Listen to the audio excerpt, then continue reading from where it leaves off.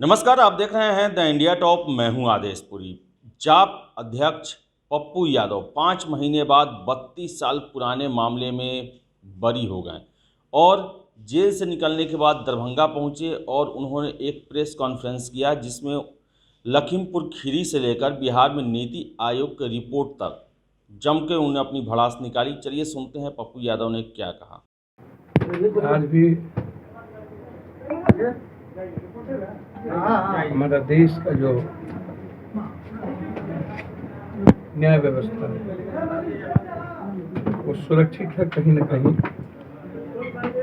कुछ लोकतंत्र और संविधान की रक्षा करने वाले न्यायाधीश महोदय के विचारों, वैसे ही देश कंप्लीट रूप से कोलैप्स है। कहीं किसानों पर गोली, कहीं आतंकियों के द्वारा गाड़ी, आसाम की स्थिति, मणिपुर की स्थिति,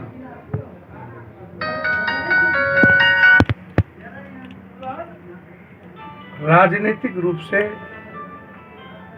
सब मस्त हैं, लेकिन आम आदमी इस कंट्री का महंगाई की जो स्थिति है और अर्थव्यवस्था की जो स्थिति है, रोजगार की जो स्थिति है, उसमें आप इतने समझ लीजिए कि किसी का इंटरेस्ट, किसी भी राजनीतिक पार्टियों का इंटरेस्ट, दल का इंटरेस्ट नहीं रहा। विपक्ष को जनता के साथ खड़ा होना पड़ेगा और जनता को, चाहे वो तेल का मामला हो, सिलेंडर का मामला हो, अनाज का मामला हो, कोरोना से जुड़ी मामले हो, लगभग सब कुछ कोलैप्स है। पप्पू यादव ने कोई गुनाह किया या नहीं, वो सच सामने आ गया। हमारी गलती क्या थी कि मैं 5 महीना जेल में, एक बेल टूटा था और हम जनता के बीच थे, न्याय प्रक्रिया की व्यवस्था के बीच थे और संविधान और लोकतंत्र में आस्था रखने वाले लगातार हम मानवता के लिए काम कर रहे थे। मेरा पथ है, मैं उस राह का पथिक हूँ जहाँ सेवा और संघर्ष मूल रूप से मानवता के रास्ते की ओर जाता है।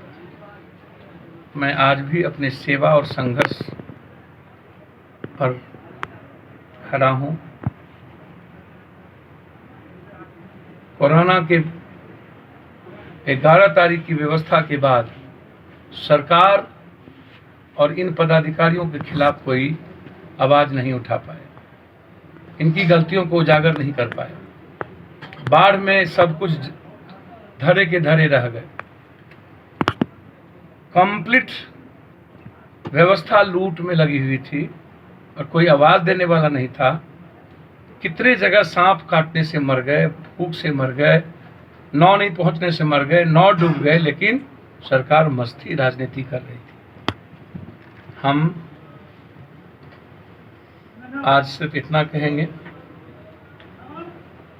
कि मेरे जो 2 मुद्दे हैं, एक मुद्दा है सीधा मानवता से जुड़ा, सेवा का, और दूसरा इस देश के और बिहार के करोड़ों जनता के आर्थिक आज़ादी और उसके रोजगार से जुड़ा।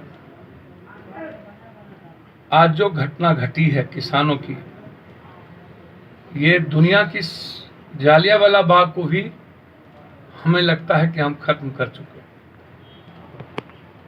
तो मैं सिर्फ इतना कहूँगा कि मोदी जी, यदि आप संविधान और लोकतंत्र में आस्था रखते हैं तो अविलंब होम मिनिस्टर को आप बर्खास्त करिए, उसके बेटे पर 302 का मुकदमा करिए, 20-20 लाख रुपया, और कृषि कानून को अविलंब, कितनी कुर्बानियों के बाद 1,500 से ज़्यादा कृषक किसान मर चुके हैं, आत्महत्या कर चुके हैं या नहीं तो व्यवस्था के कारण मर चुके हैं। तो अब कितनी जानें आप लेंगे? और जिस तरीके से संविधान लोकतंत्र को आज कभी प्रियंका जी की गिरफ्तारी रोकना, अखिलेश जी को रोकना, कभी चौधरी अजीत सिंह जी के पुत्र को रोक देना, कभी भीम आर्मी के चीफ को रोकना, मतलब दो सीएम को रोक दिया गया। क्या हम पुनः एक बार दुशासन के राज में प्रवेश कर चुके हैं?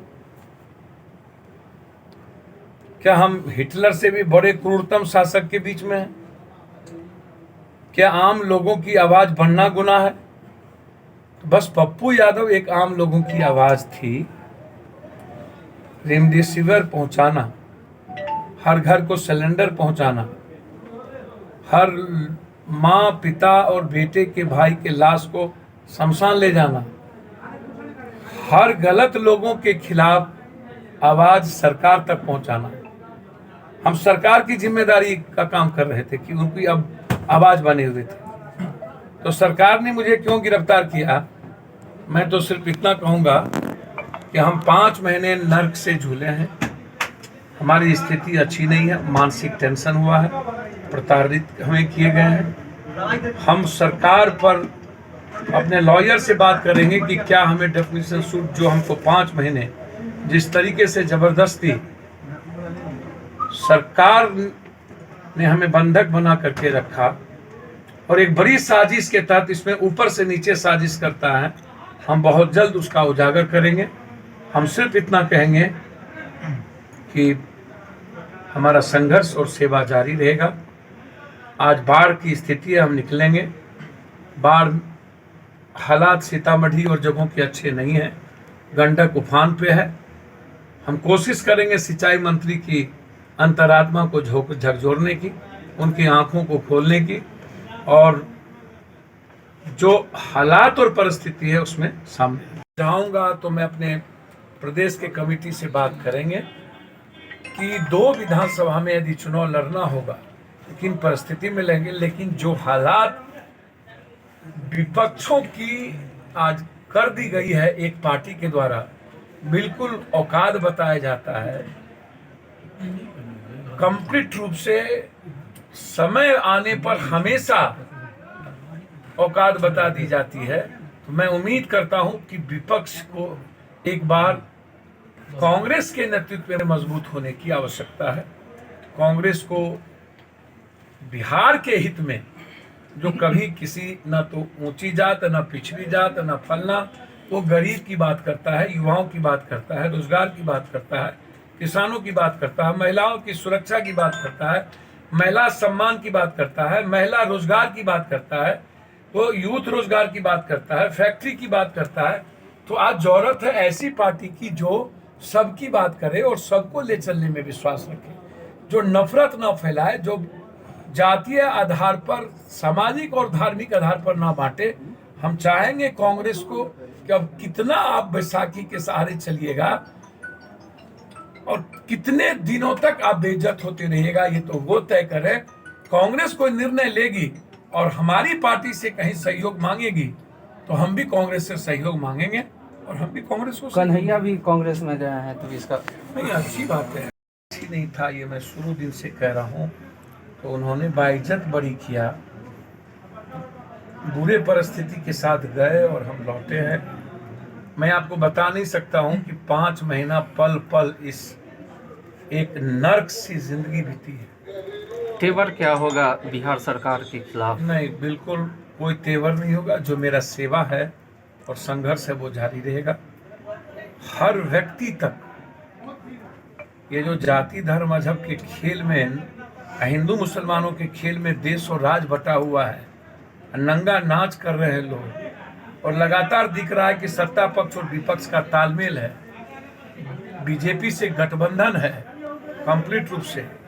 नहीं तो आप सब कुछ देखते हैं कि किस तरीके से पूरी आज़ादी के साथ कुछ लोग जिन पर बहुत बड़े बड़े आरोप है वो बिल्कुल घूम रहे हैं। ईडी, सीडी, आईबी, सीबी, सबका, बहुत सारे नेताओं पर, एमएलए, मंत्री पर, पूर्व मंत्री पर आरोप है। उसके बाद क्या परिस्थिति है वो मस्त है। इसका मतलब है कि बड़ी कृपा है केंद्र सरकार का कुछ लोगों पर, और केंद्र सरकार के दोनों हाथ में लड्डू है और चित भी मेरी पट भी मेरी।